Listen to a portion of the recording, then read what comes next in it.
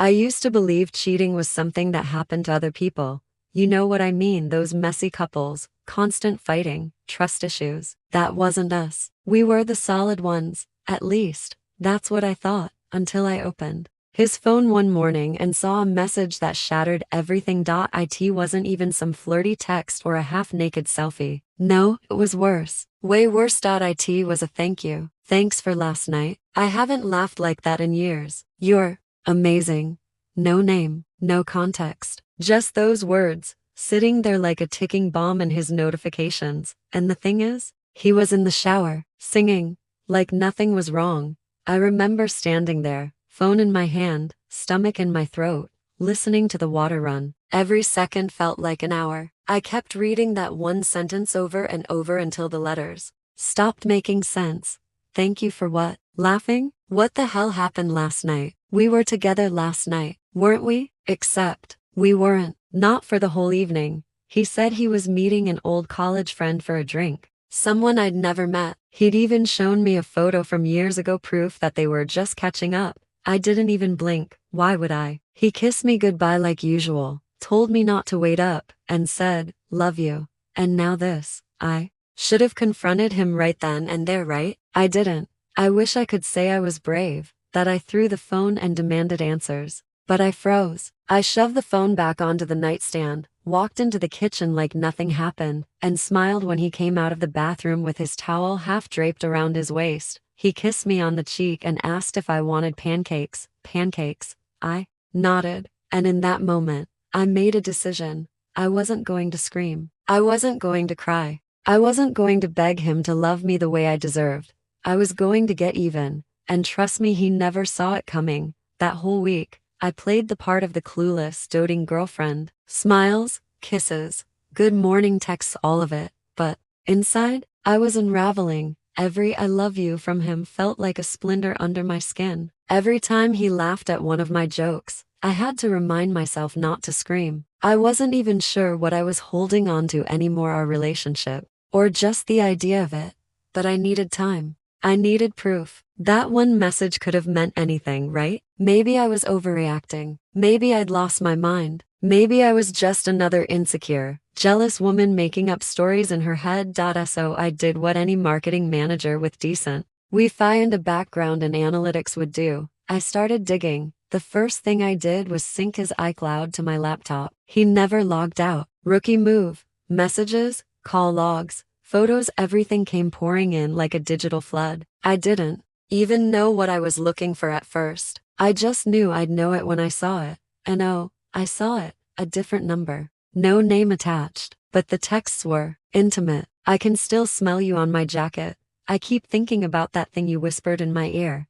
Same time next week. There were no photos, no full names, but there was enough. I scrolled. Weeks of messages, hidden in plain sight, mostly late at night or when I was out of town for work. One message stood out though. She has no idea, lol. You're dangerous. I had to close my laptop after that. My hands were shaking too hard. For 2 whole hours I sat on the floor of my bedroom, staring at the wall, replaying every lie he ever told me like it was a playlist on loop. Every I'm just tired, every you worry too much, every time. He blamed me for not being spontaneous enough. I felt stupid, weak, disposable. But then something in me shifted. I stopped crying. I stopped second guessing. And I started planning. Because see, what Brandon, yeah, let's go ahead and name him now. What Brandon didn't know was that I'm very good at watching patterns. My job is literally to predict consumer behavior. I spot what people click, when they click it, and why, and right now, Brandon was my algorithm. I knew when he texted her, knew when he lied to me, knew what he covered his tracks with, usually some team dinner excuse or a sudden need for alone time. So I made a calendar, literally, color-coded hour by hour. Brandon thought he was the only one cheating? Please. I was about to cheat smarter with strategy, precision, and receipts. First step, gather everything. I took screenshots, exported texts, backed up his photos, even tracked his GPS history through a shared ride app we used once for a couple's trip. Turns out, he'd been to the same bar 3 weeks in a row, on nights with the guys. Cute. Second step, find out who she was. I couldn't just confront him with mystery messages. I needed a name, a face, something solid. So I did the thing he always made fun of me for. I checked his Venmo. There it was. A payment to Marley with the fire emoji. He'd sent her money at 1:42 a.m. with a comment that said worth it. Double quotes gross. So I looked her up. She wasn't private. Classic mistake. She had 6,000 followers, called herself a wellness blogger, and had an entire highlight reel titled Date Nights. Guess who appeared in one of the blurred out background shots? Yep, Brandon, face partially hidden, but the sleeve tattoo was a dead giveaway. I knew that sleeve. I'd memorized every inch of it while laying next to him at a M, wondering why he didn't reach for me anymore. Third step. Decide how to break him. Because yelling wouldn't satisfy me. Crying wouldn't fix me. No. I didn't want just revenge. I wanted justice. I wanted humiliation. But more than anything, I wanted him to feel small. So I smiled at him every day that week, made him dinner, laughed at his jokes, let him think he was still in control. And every time he fell asleep next to me, I'd whisper into the dark, "You have no idea what's coming." And he didn't, but soon, he would. I knew this wasn't going to be some quick, messy showdown. Nope. This was a full-on chess game, and I was 3 moves ahead. Step 1. Control the narrative. Brandon was used to controlling the story, telling me where he was, who he was with, spinning lies like a pro. But suddenly, his grip slipped. I created a burner Instagram account under a fake name, Sophie Green, and started following Marley, the wellness blogger. I needed to know everything. Her routine, her hangouts, her patterns. What I found was gold. Marley posted stories of their secret dates, sometimes tagging locations, sometimes dropping hints about the best hidden spots. Enough to piece together where Brandon was sneaking off. One Friday night, while Brandon was working late, I showed up at one of those spots, a rooftop bar with dim lights and a city view. I didn't confront Marley or Brandon. I just took pictures, sent them anonymously to a few of Brandon's close friends and some mutual coworkers. The whispers started. Step 2. Expose the lies at work. Brandon always bragged about his trustworthy image at the office. I knew some of his colleagues were tight with me too, so I quietly reached out. No drama, just facts. I sent a carefully worded email with photos and screenshots to his HR manager. The email had a subject line that read, "Confidential, possible. Workplace conduct concern, need discretion." I didn't ask for immediate action, just an investigation. That email shook things up. Suddenly, Brandon was the topic of watercolor gossip, and his usual charming facade cracked. Step 3. Turn the tables on Brandon's pride. Brandon was always proud of his player image, but no one knew he was also a narcissist who hated public humiliation. So I wrote an anonymous blog post. I detailed how to spot a cheater who thinks he's untouchable. I sprinkled in anecdotes and clues only someone close to him could know. The post went viral in a niche community he frequented. Comments poured in, people sharing similar stories, warning others, and tagging Brandon's real name. He tried to laugh it off, but the damage was done. Step 4. The final move. I waited for the perfect moment. One weekend when Brandon thought I was out of town visiting my sister, instead, I showed up at Marley's place. I wasn't there to scream or cry. I handed her my phone, showed her the texts, the photos, the payments. Her eyes went wide. That moment? Priceless. Marley didn't know the full story, but she knew enough to walk away. And guess what? Brandon got 2 messages that night from Marley. "We need to talk about everything." From me. "Game over." The next day, Brandon called me. Non-stop. I didn't answer, because sometimes the best revenge is the silence after the storm. The moment Brandon started calling me non-stop, I felt a strange calm wash over me. I wasn't the desperate, broken girl he thought I was. I was something else now. Something stronger. First, he begged. "Please, Lena, let's talk. I made a mistake. I'll do anything to fix this. We can get through this." I read the messages once, twice, then deleted them all, because it wasn't about forgiveness. It wasn't about reconciliation. It was about me. I needed to finish this on my own terms. The blog post kept gaining traction. Comments flooded, and some supportive, some from strangers sharing their own stories of betrayal. People reached out, privately, thanking me for speaking up, for showing them they weren't alone. That's when the real storm hit. Brandon's carefully constructed world started crumbling. His friends distanced themselves. His colleagues whispered behind his back. Even his family confronted him after seeing the viral blog post. He lost contracts. His side hustles dried up. The once charming, confident man was suddenly isolated. I watched it all happen from the sidelines, not with joy, but with a quiet sense of justice. One evening, I got a call from Marley. Her voice was shaky but sincere. "I never wanted to hurt you," she said. "But I'm glad you showed me the truth before it was too late." We talked for hours that night. No blame, no anger, just two women who got caught in the same web. That conversation healed something inside me, but the final blow came unexpectedly. A week later, Brandon showed up at my door, this time in person. He looked defeated, older, smaller. "Lena," he whispered, "I lost everything because of you."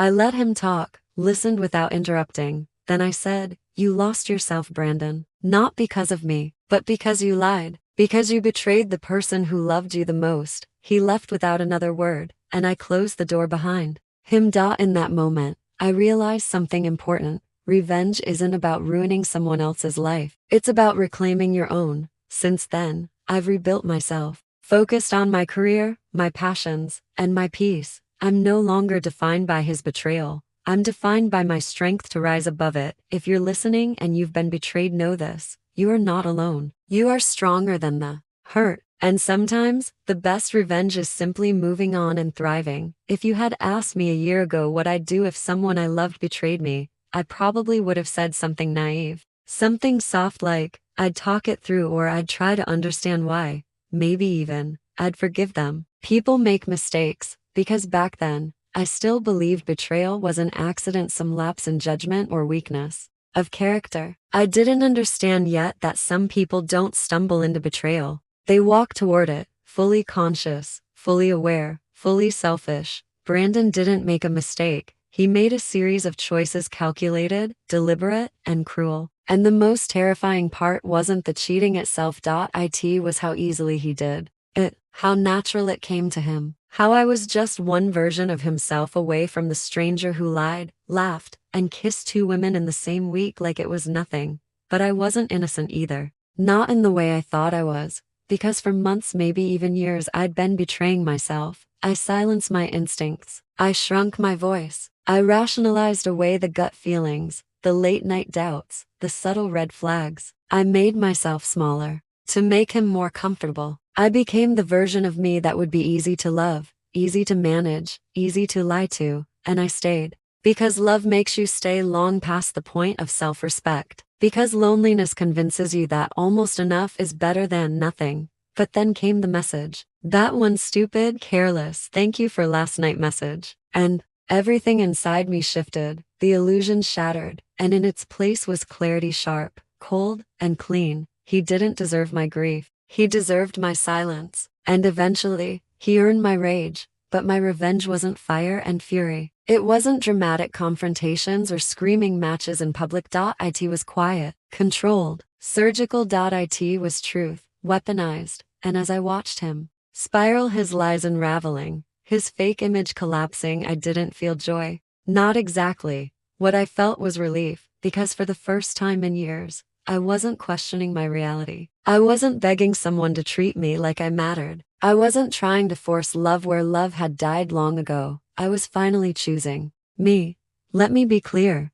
Revenge doesn't heal the wound. It doesn't erase the nights you spent crying into your pillow or the days you walked around pretending everything was okay when it wasn't. But sometimes, revenge is what gets you through the fire. Sometimes, it's the bridge between heartbreak and rebirth. Because what people never tell you about betrayal is this: it doesn't just break your heart, it breaks your identity. It makes you question your worth, your sanity, your judgment. But here's the truth I clawed my way toward.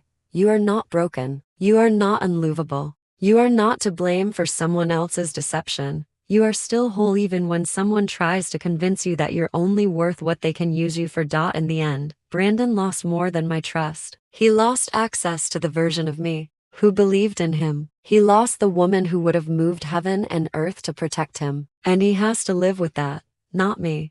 I've rebuilt my life piece by piece, not in spite of what he did, but because of it. I'm not the same Lena I was before. I'm sharper now, calmer, stronger. I know my worth, and I protect it fiercely. I don't love cautiously, I love wisely. I don't trust blindly, I trust slowly. And I never, ever silence my intuition again. So if you've been betrayed, if someone made you feel invisible, disposable, replaceable, let this be your reminder. You have the right to burn the bridge and never look back. You have the power to write the next chapter on your own terms. And sometimes walking away without looking over your shoulder, that's the most beautiful revenge there is.